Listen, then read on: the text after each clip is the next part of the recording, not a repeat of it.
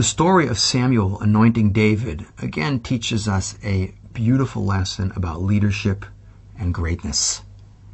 And the story goes that we know that Samuel goes to find a successor to Saul, and he goes to Bethlehem, he goes to Jesse, Yishai, who brings out 7 of his sons, not David.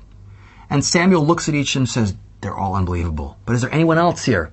Anyone else? He's a prophet, he knows. They bring in David. David's the physically least impressive. He's young. He's a little redhead. And even Samuel, this is the one.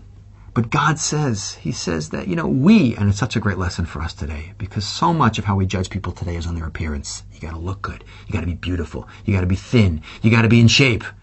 God says we judge people by their external. God says, I see the soul. I see greatness. The rabbi said another way that's really beautiful. They said, Al tistakel bekankan ela ma shebetochan.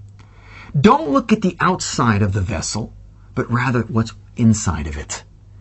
And this is a great lesson about David, but it's a great lesson about leadership. You see, we think that great leaders look like Arnold Schwarzenegger. Okay, he's the governor of California. But we associate greatness with physical size, his biceps, his pecs.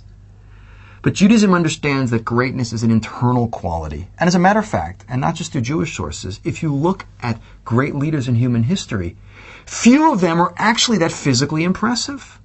Amongst the non-Jewish conquerors of the world, an Alexander the Great was not 7 feet tall. He was maybe 5'2", and so was Napoleon. But what they had was an internal strength and a drive.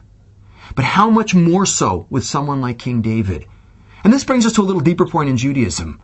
There are actually very few Jewish superheroes in the true sense of the word, like Marvel Comics. We have a Samson, who's one of the few individuals who has superhuman strength because of his payas, his hair. But the vast majority of Jewish superheroes are people who are great because of their internal traits. What they have inside them, their inner strength, their conviction, their drive.